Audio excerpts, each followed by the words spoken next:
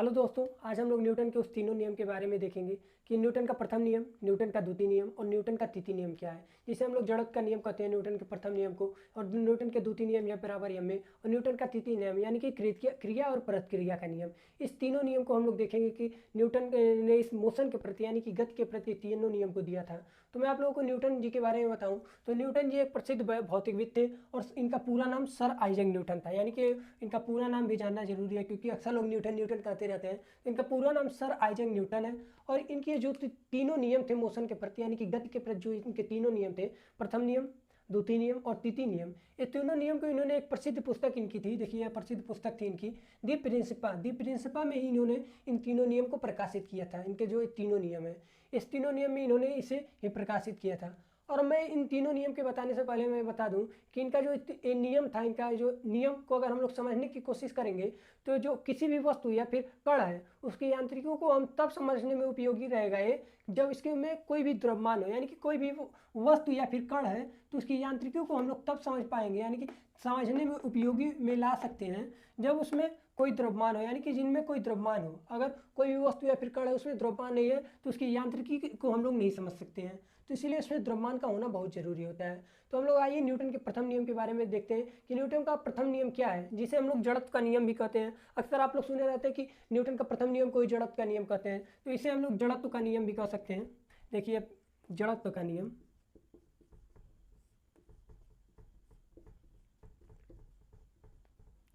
या करके आप लोग न्यूटन का प्रथम नियम या जड़त्व का नियम। अब इसे जड़त्व का नियम भी क्यों कह सकते हैं, क्योंकि अगर कोई भी वस्तु विरामावस्था में है तो वो विरामावस्था में ही रहेगी, और कोई वस्तु गतिमान अवस्था में है तो गतिमान अवस्था में ही रहेगी जब तक उस पर कोई बाह्य बल लगाकर उसकी आकृति या फिर उसकी अवस्था को परिवर्तित ना किया जाए। यानी कि इसे कहने का मतलब ये है कि अगर कोई वस्तु इस तरह बैठा हुआ है, इस तरह से शांत है, तो शांत ही रहेगा जब तक कि कोई उसे आकर के उठाए ना।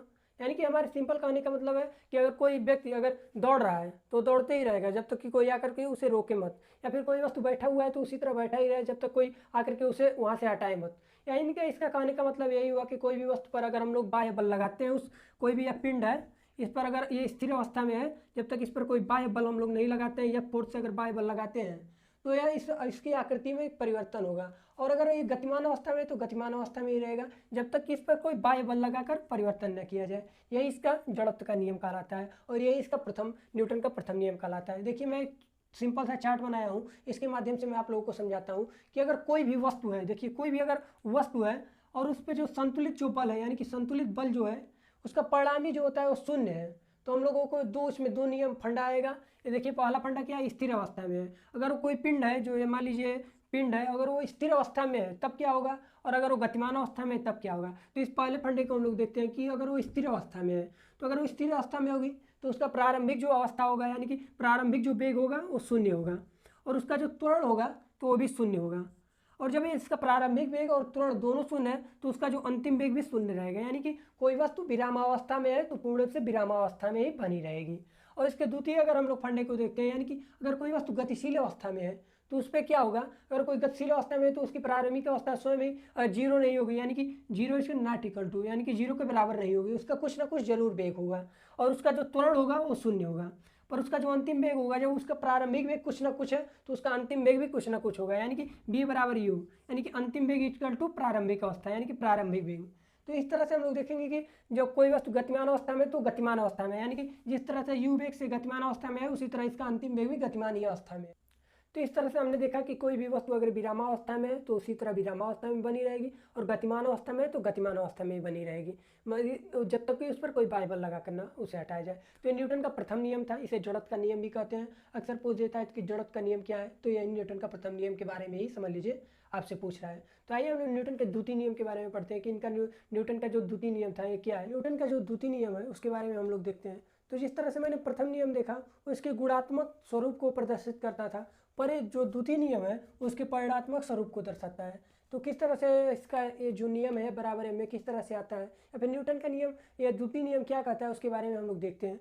तो जो न्यूटन का द्वितीय नियम है, अगर किसी भी वस्तु पर, देखिए लिखा हुआ है किसी भी वस्तु पर जितना बल लगाया जाता है वह लगाया जाएगा उस वस्तु में उतना ही त्वरण उत्पन्न होगा।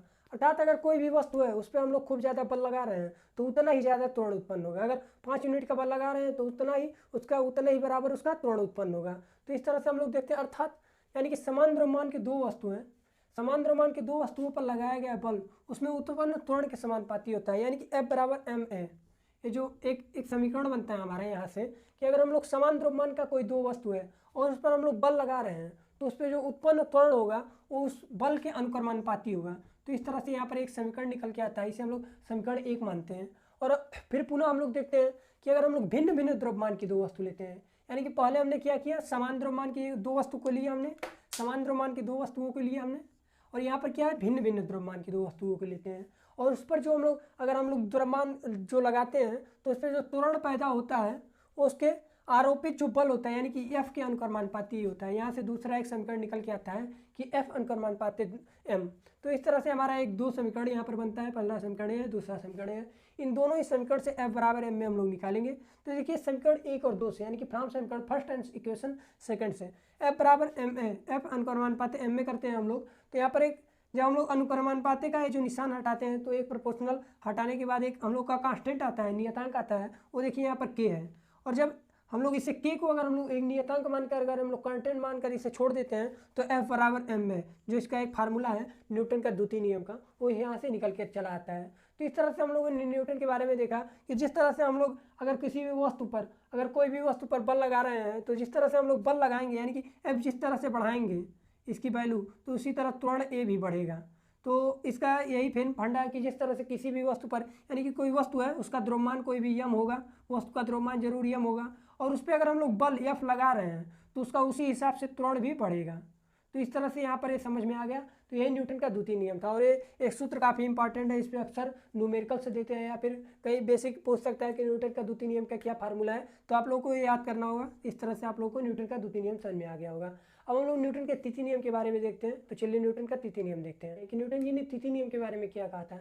जैसे कि मैं बता दूं, तृतीय नियम क्रिया और प्रतिक्रिया का नियम है, क्योंकि अगर कोई भी वस्तु पे अगर हम लोग कोई भी बल लगाते हैं तो उसके विपरीत दिशा में जरूर प्रतिक्रिया करता है। जिस तरह से अगर हम लोग किसी को एक झापड़ मारते हैं तो हमारे उसके गाल पे तो घाव लगता ही है, पर हमारे हाथ पे उसके विपरीत में भी थोड़ा बहुत घाव लगता है, तो वही इसका विपरीत कहलाता है। जिस तरह से हम लोग इस पर मुक्के से मारते हैं तो इस पर तो प्रेशर पड़ेगा ही, पर हमारे मुक्के पे भी घाव लग जाता है। तो इससे क्या होता है, ये हमें थोड़ी ना लगता है, इसका जो प्रतिक्रिया होता है वो हमें चोट पहुंचाता है। यानी कि जिस वेग से हम लोग इसको मारते हैं उसी वेग से हमें रिटर्न एक बल देता है, इसी वेग हमें घाव के रूप में एहसास कराता है। तो हम लोग को लगता है कि हम लोग मुक्के से इस कोई भी दीवार पे मार रहे हैं तो किस तरह से हम लोग के हाथ पे घाव लग जा रहा है। तो यह न्यूटन के तृतीय नियम से हम लोगों को समझ में आता है कि न्यूटन का तृतीय नियम से क्रिया और प्रतिक्रिया का नियम होता है। ये जो नियम है काफ़ी इंपॉर्टेंट है, क्योंकि इसका जो अनुप्रयोग है वो काफ़ी ज़्यादा इंपॉर्टेंट है। अक्सर पूछ लिए जाते हैं कि न्यूटन का तृतीय नियम क्या है। तो न्यूटन का तृतीय नियम बेसिकली आप लोग सिंपल तरीके से अगर जान लीजिए तो एक विपरीत दिशा में लगने वाला बल है। जो मान लीजिए अगर हम लोग कोई भी अगर वस्तु पे अगर हम लोग बल लगा रहे हैं तो उसके विपरीत दिशा में और ठीक उसके बराबर और उसके विपरीत दिशा में एक बल लगता है, इस तरह से एक बल लगेगा, वही इसका तृतीय नियम कहलाएगा। यानी कि तृतीय नियम क्रिया और प्रतिक्रिया का नियम ही है, इसे दूसरे नाम से हम लोग जानते हैं। और इसके हम लोग अनुप्रयोग के बारे में जान लेते हैं कि इसका अनुप्रयोग क्या है, यही सबसे इंपॉर्टेंट है। तो इसका अनुप्रयोग देखिए, जमीन जो हम लोग समतल जमीन है उस पर चलने की जो प्रक्रिया होती है न्यूटन के तृतीय नियम से होता है। क्योंकि हम लोग जब हम लोग पाँव से इस तरह से चलते हैं, हम लोग का पाँव ये होता है, ये जो न्यूटन का जो समतल एक जमीन है उस पर थीटा एंगल से जब बनता है तो ये जो हमारी प्रक्रिया होती है चलने की, इस तरह से हम लोग समतल जमीन पर जब चलते हैं तो इसकी जो प्रक्रिया हमारे जमीन से जो उसके एक अपोजिट डायरेक्शन में एक प्रतिक्रिया लगता है, जो जिसे हम लोग आर कहते हैं, बेसिकली आर हम लोग कहते हैं, इसका प्रतिक्रिया होता है। इसी से हम लोग काफ़ी अच्छे तरीके से और सीधे चल पाते हैं। ये इसका एक अनुप्रयोग है, देखिए। और इसका दूसरा अनुप्रयोग हम लोग घोड़ा गाड़ी में देखते हैं कि किस तरह से घोड़ा पीछे अपने जो सामान रखा होता है गाड़ी में उसे किस तरह से खींचता है और जब रुकता है तो आगे चल के रुक जाता है। तो ये इसका न्यूटन का जो तृतीय नियम का सेकंड अनुप्रयोग है कि घोड़ा गाड़ी को जिस तरह से खींचना न्यूटन का अनुप्रयोग है। अक्सर पूछ देता है कि घोड़ा गाड़ी को खींचना कौन सा अनुप्रयोग है, तो न्यूटन का क्रिया प्रतिक्रिया का अनुप्रयोग है।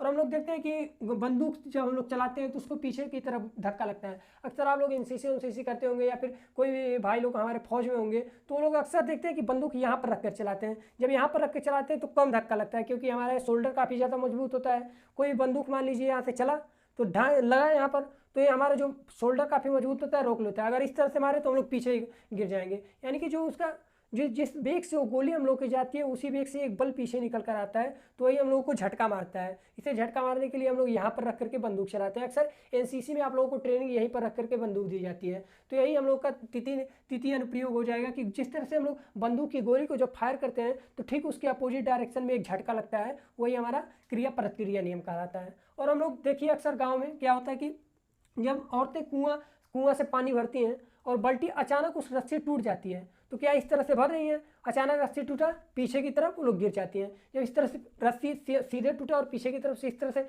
जब गिर जाती है, तो एक क्रिया प्रतिक्रिया नियम है कि किस तरह से वो अपने तरफ से खींचा हुआ है और इधर से हम लोग बल लगाए हुए हैं और अचानक रस्सी टूटा कि हम लोग पीछे गिर गए। तो यहाँ पर न्यूटन का ये जो अनुप्रयोग में एक अनुप्रयोग ये भी आता है कि कुएं से जब रस्सी को खींचते हैं और वो अचानक टूट जाए, तो जो खींचने वाला व्यक्ति होता है वो पीछे की तरफ गिर जाता है। ये इसका एक अच्छा अनुप्रयोग है। अब देखिए यहाँ पर अक्सर गांव में या फिर जिसका नदी के किनारे घर हो गया या फिर बाढ़ पीड़ित है, हम लोग बाढ़ पीड़ित इस समय है, तो देखिए जब नाव से हम लोग कूदते हैं तो अक्सर क्या होता है, हम लोग तो इस तरह से नाव से कूद जाते हैं पर नाव थोड़ा सा पीछे हो जाता है। जब नाव थोड़ा सा पीछे हो जाता है तो यहाँ पर क्रिया और प्रतिक्रिया का नियम लगता है, क्योंकि नाव अगर नदी के किनारे है और उस पर से हम लोग जंप करते हैं इस तरह से, तो ये नाव थोड़ा सा पीछे हो जाता है, तो यहाँ पर क्रिया और प्रतिक्रिया का नियम लगता है। तो इसका एक अनुप्रयोग, अच्छा अनुप्रयोग हो गया। और एक अनुप्रयोग आप लोग और देख लीजिए, अगर हम लोग रॉकेट को या फिर हवाई जेट उड़ता है तो उसके पीछे जो गैस का जो गोला देखते हैं और फिर एक पीछे काफ़ी उसके और ये जो गोला टाइप में निकलते हैं और फिर आगे वो काफ़ी वेग से बढ़ता है, वो वहाँ पर भी न्यूटन का तृतीय नियम ही काम करता है। ये इसके अनुप्रयोग है और इसके बहुत ज़्यादा अनुप्रयोग हैं न्यूटन के तृतीय नियम, इसीलिए न्यूटन का तृतीय नियम काफ़ी ज़्यादा इंपॉर्टेंट है। तो इस तरह से हम लोग आज न्यूटन के इस गति के नियम के बारे में देखा। तो आप लोग को वीडियो अच्छा लगा तो प्लीज़ लाइक कीजिए, शेयर कीजिए और सब्सक्राइब कीजिए। मिलते हैं अगले वीडियो में। धन्यवाद।